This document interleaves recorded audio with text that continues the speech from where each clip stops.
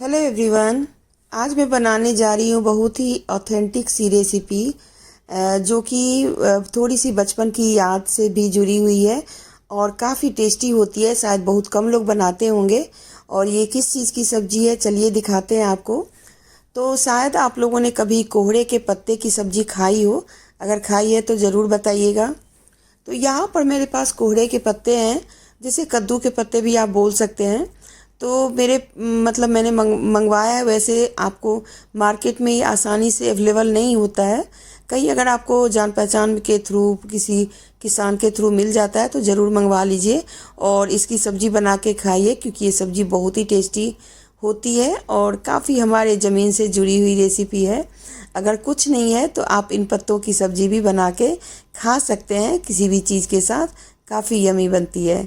तो मेरे पास ये पत्ते हैं। इनको पहले जब आप तोड़ के लाते हैं तो पहले तो अच्छे से इसको झाड़ लीजिए, क्योंकि इसके अंदर काफ़ी सारे कीड़े मकोड़े होते हैं या धूल मिट्टी होती है। तो अगर आप एक बार झाड़ लेते हैं 2-3 बार, तो हमारे में ये से झाड़ना बोलते हैं, आप लोगों में क्या बोलते हैं ज़रूर बताइएगा। तो उसके बाद इसके ना पीछे के रेसे निकालने होते हैं और रेसे निकालने के बाद इसको आप काफ़ी अच्छे पानी से धो दीजिए, क्योंकि धोने से इसमें जो भी धूल मिट्टी वगैरह होती है ना, वो सब निकल जाएगी, क्योंकि इसके अंदर काफ़ी धूल मिट्टी होती है। और मैंने, क्योंकि जैसे होता है गांव वगैरह में थोड़ा मौसम ऐसा होता है तो इतनी धूल मिट्टी नहीं होती, पर इस टाइम पे अगर कहीं से लेते हैं ना तो काफ़ी धूल मिट्टी होती है इस पत्तों पे।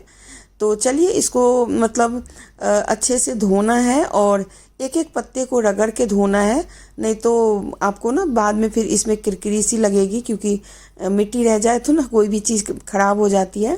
तो इसी तरीके से आपको रगड़ रगड़ के और एक एक पत्ते हटा हटा करके धोना है। और इसे आप चाहें तो साफ पानी में, नल के में डायरेक्ट जा कर के धो सकते हैं, या बाल्टी मतलब बड़े बर्तन में डुबा के रख दीजिए, वैसे भी धो सकते हैं। तो मैं भी एक बार और धोऊंगी इसको, क्योंकि छोटे से बर्तन में बहुत अच्छे से नहीं धुल रहा है। और कुछ इस तरीके से निकालने के बाद आपको मैं दिखाती हूँ कि इसके अंदर कितनी ज़्यादा मिट्टी होती है। तो चलिए ये पानी देख लीजिए, इसको हम फेंक देंगे, इस पानी का कोई यूज़ नहीं है। और इसे मैं 2-3 बार और धो करके ला रही हूँ। यहाँ पर थोड़े से मैं कुछ मसाले काट रही हूँ, मतलब चीज़ें काट रही हूँ। लहसुन चाहिए मुझे बहुत थोड़े से, और 2 लहसुन लिया है मैंने, और 2-3 हरी मिर्च। इन सबको काट करके रख लेना है आपको। और मैं बनाने जा रही हूँ कोहड़े के पत्ते की सूखी सब्जी, बिना ज़्यादा कुछ मसाला दिए, क्योंकि मसाला डाल के तो वैसे खा ही लेते हैं, लेकिन बिना मसाले की भी अगर आप बना के खाते हैं ना तो ये बहुत ही यमी लगता है। और मेरे तरीके से आप बना के खाइए इसको, चावल या रोटी किसी के साथ भी खा सकते हैं।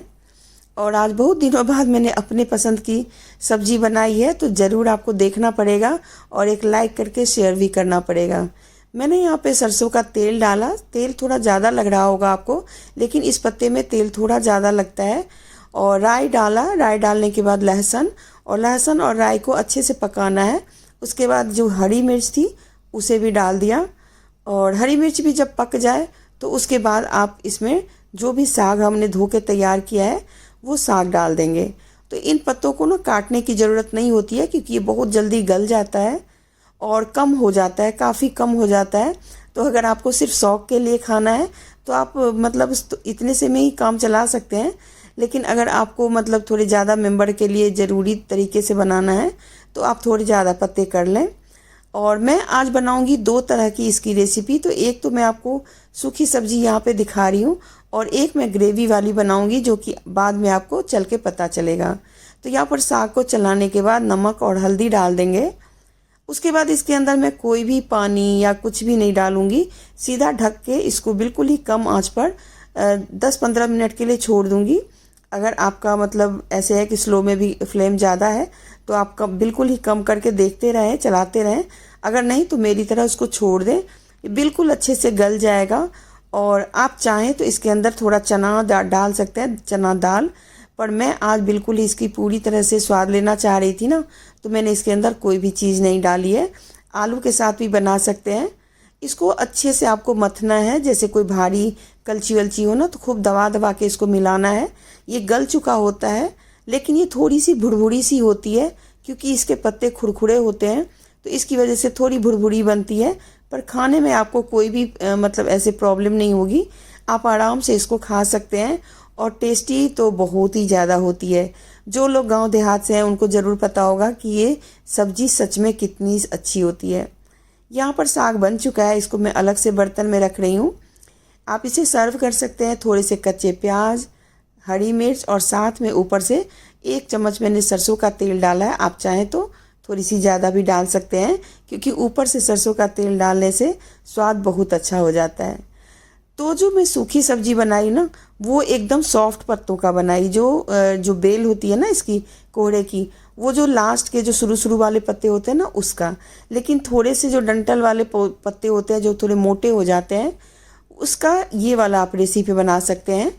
इसको बनाने के लिए सेम चीज़, पहले इसका रेसा निकाल लीजिए, फिर इसको कुछ इस तरीके से आपको फोल्ड करना है, रोल करना है और ऐसे गांठ जैसे बांध देना है। अगर आपको गांठ बांधना नहीं आ रहा है तो आप सिलाई वाली जो धागा होती है ना, उससे इसको भी बांध सकते हैं। लेकिन बस उसमें यह है कि अगर आप ज़्यादा पत्तों का बना रहे हैं तो हर पत्तों को बांधना थोड़ा मुश्किल हो जाएगा। तो आप कुछ इस तरीके से गांठ बांध देंगे ना, तो ये हल्का सा खुल तो सकता है, पर उससे कोई ऐसी प्रॉब्लम नहीं होगी, क्योंकि आप उसको समेट के फिर से दोबारा से बांध सकते हैं। तो मैं यहाँ पे 3-4 बांध ली हूँ और आपको दिखा देती हूँ। तो एक बार और आपको मैं सही तरीके से दिखा दूँ कि कुछ इस तरीके से आपको रोल करना है उसको, और उसके बाद उसको दोनों तरफ से उंगली में फंसा के बस उसको बांध देना है। तो इस तरीके से मेरे ख्याल में आप समझ गए होंगे कि किस तरीके से ये बांधा जाता है। और मैं वही चीज़ कह रही हूँ कि अगर नहीं बांध सकते हैं तो धागे से आप उसको बांध लीजिए। और चलिए फिर चलते हैं और इसको पहले आपको बना के दिखाती हूँ। मेरा भी ये खुल गया है तो मैं दोबारा से उसको बांधूंगी, और ये लगता है टाइम थोड़ा सा लग जाता है इसको बांधने में। और इसके बाद आपको एक कढ़ाई में डालनी है सरसों का तेल। और ये जो सरसों का तेल डाल के बना रही हूँ ना, इसमें तो सब्जी तो अच्छी बनेगी ही, लेकिन ये पत्ते जो है ना वो तेल को काफ़ी सोखता है, तो तेल आपको थोड़ा सा ज़्यादा लगेगा। तो मैं पहले ही बता दूँ, तो आप थोड़ी सी ही बना सकते हैं स्वाद के लिए। बस एक टेस्ट होता है, ये एक बहुत ही ट्रेडिशनल सी रेसिपी है, तो आपको बस उसी हिसाब से इसको बनाना है। तो यहाँ पर देख सकते हैं इसको मैंने सौते किया, तेल 2 मिनट के अंदर पत्तों ने सूख लिया। और बस इसको हल्का हल्का ही फ्राई करना है, ज़्यादा नहीं इसको, मतलब जलाना वलाना नहीं है। जैसे ही पत्ते सॉफ्ट हो जाएंगे आप इसको निकाल लेना है। और बस इतने में ही ये साग हो चुका है, मतलब जो फ्राई करने का जो प्रोसेस था वो हो चुका है। और आप चाहें तो इसके अंदर थोड़ी सी आलू वगैरह भी डाल सकते हैं, पर मुझे प्रॉपर इसका स्वाद लेना था तो इसलिए मैंने इसमें कोई भी आलू वगैरह नहीं डाला है।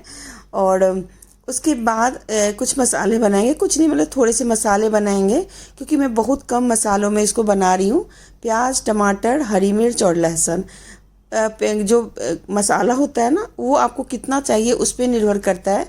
तो मैंने यहाँ पे 1 प्याज, 1 टमाटर, 2 हरी मिर्च, लहसुन, बस इतनी ही चीज़ें डाली है। तो मसाला पीस के पहले ही तैयार कर लेना है। उसके बाद कढ़ाई में फिर से मैंने डाला सरसों का तेल, पचफोड़न, जो पचफोड़न 5 चीज़ों का आता है, और उसके बाद जो ये मसाले पीसे थे वो, और इसको बस अच्छे से आपको चलाना है और अच्छे से मसाले को पकने का इंतज़ार करना है। तो आप मीडियम स्लो पे आंच पे रख के इसको अच्छे से पका सकते हैं, मतलब भून सकते हैं। उसके बाद जो जाड़ में लगा हुआ था थोड़ा सा मसाला, तो उसमें पानी डाल के मैंने यहाँ पे डाल दिया। अब इन सारी चीज़ों को हम अच्छे से पकाएंगे, लेकिन उससे पहले थोड़े ड्राई मसाले भी डाल देते हैं। जैसे कि 2 चम्मच मैंने धनिया पाउडर डाला, 1 चम्मच कश्मीरी लाल मिर्च का पाउडर, साथ में मैंने 1 चम्मच हल्दी पाउडर, उसके बाद 2 चम्मच नमक, और उसके बाद मैंने इसके अंदर डाला है 1 चम्मच सब्जी मसाला। अगर आपके पास मस्टर्ड मसाला हो तो आप वो भी डाल सकते हैं, सरसों मसाले से ज़्यादा अच्छा लगता है। लेकिन सांभर मसाला, सब्जी मसाला आप कुछ भी यूज कर सकते हैं।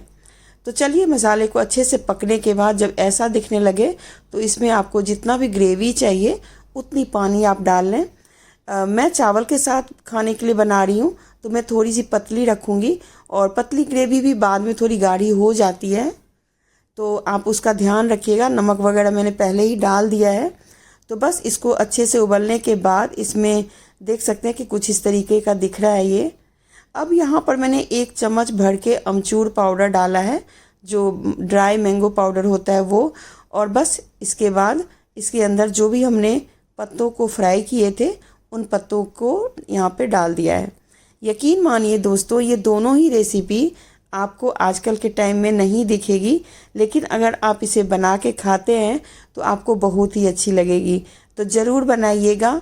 और कहने को तो ऐसे गांव की रेसिपी है, लेकिन जो गांव से शहर आते हैं ना, उनकी बहुत सारी चीज़ें छूट जाती हैं। तो ऐसी ही छूटी चीज़ों को मैं दोबारा से उसको आप लोगों के सामने ला रही हूँ। बनाइए, खाइए। और अगर आपके आसपास अगर कोई सब्जी वाला है तो आप उसे पहले से बोल देंगे तो वो ज़रूर आपको ये पत्ता ला के दे देगा। या अगर आपके गमले वगैरह में लगे हुए हैं तो आराम से इसका सब्जी बना करके खाइए। और आज मैं चावल के साथ इसको शेयर नहीं कर रही हूँ, क्योंकि अभी मतलब ऐसे होता है ना कि मैं सब्जी बना चुकी थी, तो मैंने कहा पहले इसको शेयर कर दूँ और वीडियो भी लंबी हो जाएगी। तो बस इसी के साथ